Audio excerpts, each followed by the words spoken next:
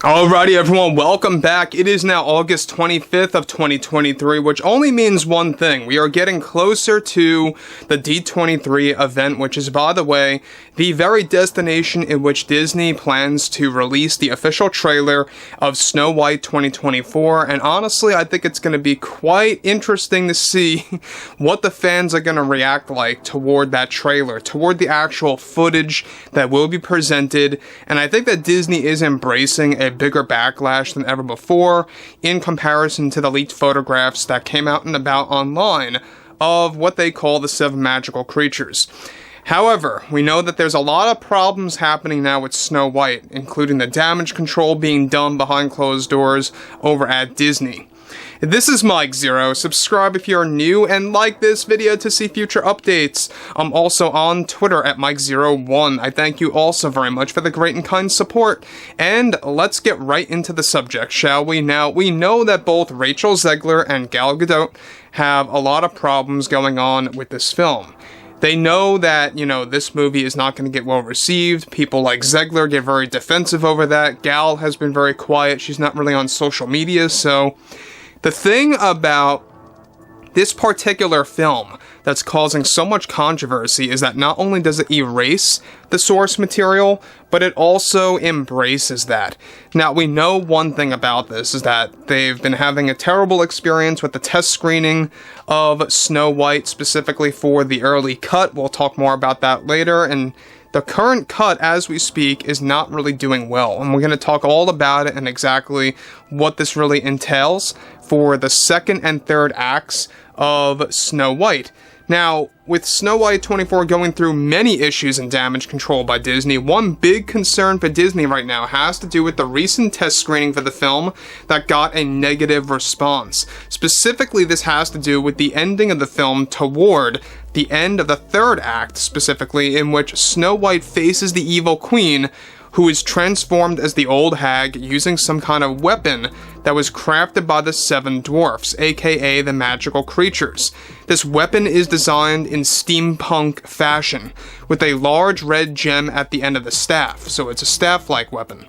It eventually touches a weak point of the evil queen where she begins to melt, much like the villains do at the very end of the movie Raiders of the Lost Ark, where her skeleton is eventually seen through the melting tissue.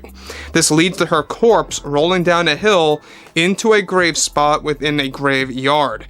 Gal Gadot's acting was reportedly extremely subpar during this battle against Snow White, and the practical and CG effects are said to have been finished, but appeared only 50% done in design. Now, let me stop here quick before I get to the next big piece of this development, is that not only does this take away from the true source material of the ending of Snow White 37, where the evil queen falls off the edge of a cliff onto her death, and basically it is hinted that a boulder drops on top of her, right? Now, the problem with this one is it takes elements from Raiders of the Lost Ark, and at the end of the day, too, it reportedly has bad acting that is done by Gal. Both the practical effects and the CGI are said to be very subpar in design and the way it's executed, and that's not a good thing. Whenever a movie has a mixture of bad acting, bad presentation, and terrible effects, that is just a recipe for disaster, especially if it's the ending of the film. And honestly, guys, what is this movie? I have no idea what this movie is. It's like it's trying so hard to be original by mixing in elements of Lord of the Rings with Snow White, with other mythical franchises out there. The fact that we have a weapon that is crafted by the 7 dwarfs, and we'll talk about that in a second, by the way, that is steampunk in design. You guys may not know what steampunk is, but it's a very specific style, alright?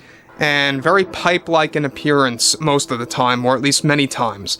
Now, moving onwards, we know that this movie has a lot of songs going on for it, alright? We know that there's a song that is played right before the battle between both Snow White and the Evil Queen, as well as during, which I believe is just going to be very bad at the end of the day. It's going to be terribly executed as well. But here's the next thing, and this is where I think things begin to get even worse. and could very well top the Scuttlebutt song from The Little Mermaid as far as how cringe it goes. So, as Snow White and the old hag battle at one point, where there's even a song that they sing as they fight in pure musical fashion, another sequence that may come across as a shocker that failed at the test screening to the audience once the film arrives involves the Seven Dwarfs, where a rap/hip-hop version of the Hi-Ho song is performed by those characters who play the characters as they are building this weapon to destroy the evil queen.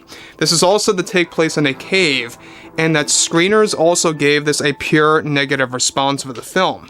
The crafting of the weapon as they sing the new Hi-Ho song also is an elongated sequence, roughly reaching 5 to 6 minutes long in length, and is said to be planned to be the main part of the second act of the film that will be transformative as an experience from the old Hi-Ho song from the 37 original. So keep that in mind, is that this version of the song is going to be very transformative. Not only is it different in style, it's going to be different in lyrics. Alright, so you may have Hi-Ho in there every now and again, but it's not going to be presented like how it was in the original 37 flick. So the problem that I think a lot of people are going to have with this, it's not just the execution, the acting, the practical effects, the CG, it's also everything happening with the fact that they are destroying the source material and they are embracing that. They are proud of that.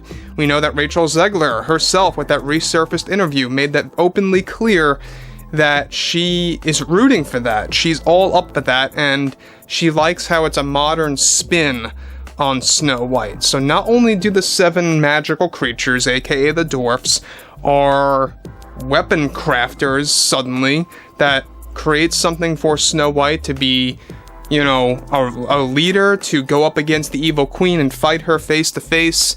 Look, that's why I say this kind of reminds me a little bit of The Huntsman to a degree. It has elements thrown in there, but it's also trying to be something else that I just can't figure out. It leaves me scratching my head as to what is Disney trying to do with this movie. Like, what is this thing, right? What is this movie? It just sounds like a cobbled mess, that it doesn't know what it's all about, and that it's just trying to be very edgy to attract audiences. That's what I gather. So, the other thing that I think needs to be said here about Snow White 24 is the fact that this movie also has a complete redesign of the theming. We talked about this too, that the theming is not going to be quite as magical looking like the 37 original. It's not going to be holding that lighthearted appearance most of the time. It's going to be very dark and gritty. It's going to have that in style. It's also going to have a Lord of the Rings-esque theming around it, and that's what Disney gravitated toward. And I think that's also going to throw a lot of fans off. So anyway, guys, drop a comment below. You know, fill me in below in the comments what you all have to say about this, and if you guys did enjoy the content for today, make sure to drop a thumbs up on this video to support the channel, and I will catch you guys next time.